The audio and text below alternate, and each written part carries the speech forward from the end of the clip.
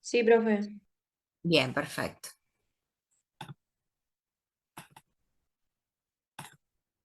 Como hicimos siempre, métodos, tabla de contingencia, tabla 2x2, tabla simple.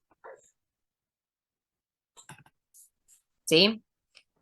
Fíjense, lo primero que voy a hacer es marcar casos y controles. ¿Quién me dicta la tablita, por favor?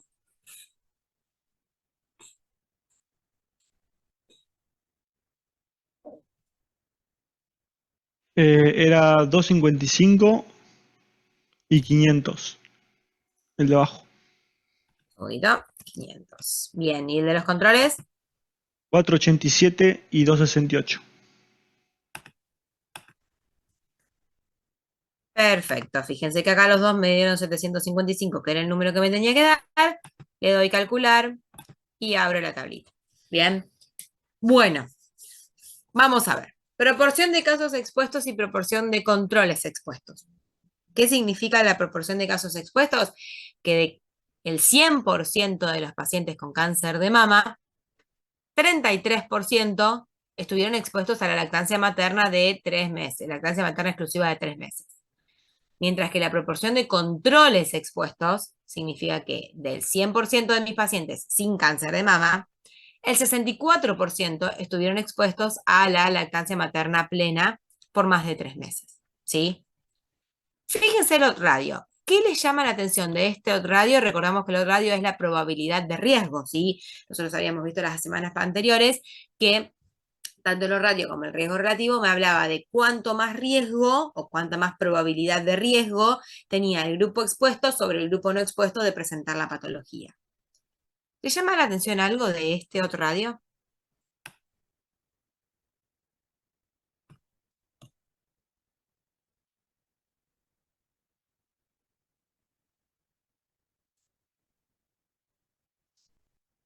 ¿Se acuerdan? La semana pasada vimos lo de la exposición al asbesto con la muerte por cáncer respiratorio, que decíamos que tenía, no me acuerdo cuánto era el riesgo relativo, pero era un número como 5, 6, 7 veces más o 10 veces más riesgo. ¿No le llama nada la atención de este radio?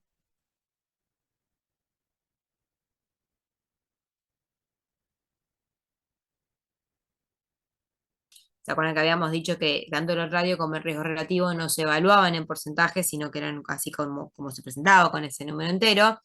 Y que aparte de establecer cuánto más riesgo tenía un grupo sobre el otro, determinaba cómo se comportaba el factor de exposición, que podía ser un factor de riesgo o podía ser un factor de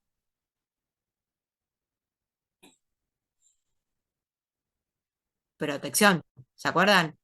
Que si el riesgo relativo o el otro radio daba mayor de 1, el factor de exposición, perdón, se comportaba como un factor de riesgo. Mientras que si el otro radio, o el riesgo relativo en las cortes, daba menor a 1, ese factor de exposición se comportaba como un factor de protección. ¿Sí o no? ¿Cómo se estaría comportando esto? La lactancia materna con respecto al cáncer de mama. ¿Cómo se estaría comportando? Como un factor de riesgo. ¿Por qué como un factor de riesgo? Ah, no, no, es menor a uno, es verdad. No, es un factor de protección. Como un factor de protección, exactamente. Y fíjense, esperen que estoy sacando una cuenta. Bien. ¿Cómo sé yo cuánto más protegido están los pacientes, o las pacientes en este caso, que tuvieron su lactancia materna en comparación a las que no? Porque acá entonces, si es un factor de protección, a mí lo que el radio me va a decir es cuántas veces más protección tienen las pacientes que estuvieron expuestas a la lactancia en comparación con las que no estuvieron expuestas a la lactancia. Yo no puedo decir, o sea, no, no. ¿Qué significa que estuvo un 0,2 veces? No, eso no, hay que convertirlo en número entero. ¿Cómo se convierte un número entero? Se hace 1 sobre el otro radio. En este caso sería 1 sobre 0,28 y eso les va a dar 3,5 más o menos, ¿sí? Entonces, la conclusión sería que las pacientes que tuvieron una lactancia materna plena de más de 3 meses están 3,5 veces más protegidas contra el cáncer de mama que aquellas pacientes que no tuvieron esa lactancia materna. ¿Se entiende hasta ahí?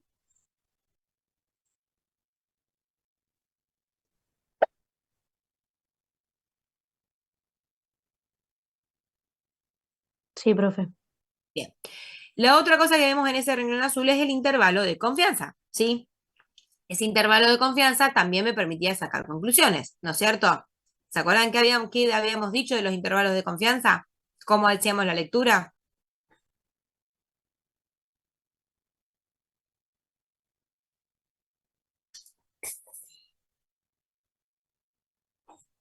Nosotros habíamos dicho que si el intervalo de confianza no contenía el 1, se rechazaba la hipótesis nula. Mientras que si el intervalo de confianza sí contenía el 1, se aceptaba la hipótesis nula. ¿Este intervalo de confianza contiene el 1 o no lo contiene?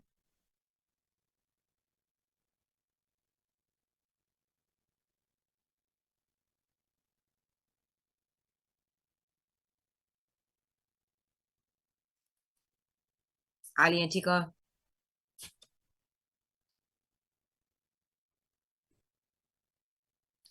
No, no lo contiene. Fíjense que va de 0,2 a 0,3. Esta razón por la cual que yo mirando el intervalo de confianza determino que rechazo la hipótesis nula y que existe una relación estadísticamente significativa entre las variables y que la presencia de la variable independiente, que en este caso sería la lactancia materna, va a generar una, en este caso, disminución de la aparición de la variable dependiente, que sería el cáncer de mama. ¿Y por qué una disminución? Porque es un factor de protección. Y eso lo veo en que el radio es de 0,2. ¿Está?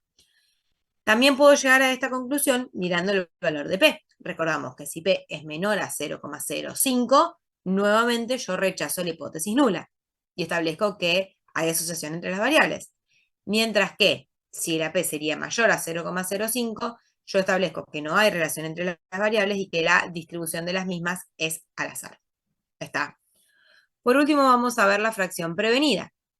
Si yo estoy hablando, como en este caso, de una exposición que se comporta como una protección, la lectura que yo voy a hacer es, si en mis pacientes expuestos, o sea, si en las pacientes que tuvieron esa lactancia materna exclusiva por más de 3 meses, esa exposición no hubiese existido, en este grupo se hubiesen diagnosticado un 71% más de cánceres de mama.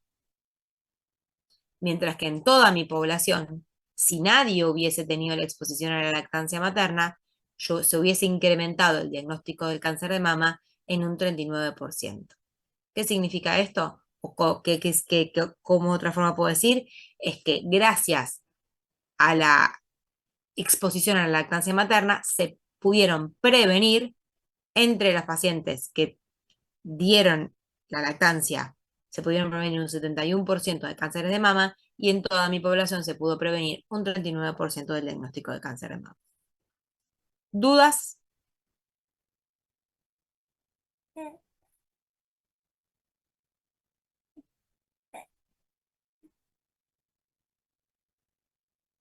¿Seguro que no, chicos? Yo no sé si no me preguntan porque no entendieron nada, no me preguntan y no participan porque se entendió todo. No se entendió, profe. Bien, bueno. Escúchenme, chicos. La semana que viene la idea es que ustedes puedan por lo menos realizar alguno de los ejercicios. ¿Por qué? Porque estos ejercicios lo que tienen es que una vez, por ahí lo que cuesta un poco es arrancar. Traten de identificar qué tipo de diseño es cada uno. Estas preguntas que yo les hago que parecen resonsas, cuando ustedes estén con un enunciado enfrente, piensen, a ver, ¿qué estudio es? ¿De dónde parto? ¿A dónde voy? ¿Hacia dónde va? ¿Cómo se recolectan las variables, la información? ¿Cuáles son las variables en estudio? ¿Cuál es la dependiente? ¿Cuál es la independiente? Hagan ese ejercicio de plantearse todas estas cosas en cada uno de los ejercicios y después vuelquen los datos al EPIDAT para después intentar arrancar por lo menos con las interpretaciones. Lo que suele suceder siempre en las clases de consulta es que yo pongo el ejercicio y todos se quedan así, como ahora, callados en silencio porque nadie puede empezar a interpretar nada. Entonces, lo ideal sería que empiecen con la práctica de cómo interpretar esto, porque una vez que sale uno, chicos, créanme que salen todos. El tema es empezar a hacerse la mano. Traten de por lo menos hacer resolver un ejercicio de cada uno de los diseños, así la semana que viene no estamos tan crudos, porque por la semana que viene aclaramos dudas y la otra ya del parcial. ¿Está? Sí. Sí, profe. Bien. Volví a pegar ahí, a mandar el link por si alguno entró después de que lo había mandado. No se olviden de completar el link de asistencia. Y nos vemos la semana que viene. En un rato vamos a subir la planilla de ejercicio, la guía de ejercicios para que puedan empezar a practicar cuando quieran. ¿Está? Gracias, profe. Nos vemos, Vamos. chicos. Fin de... Chao, profe, gracias. Chao, profe, gracias.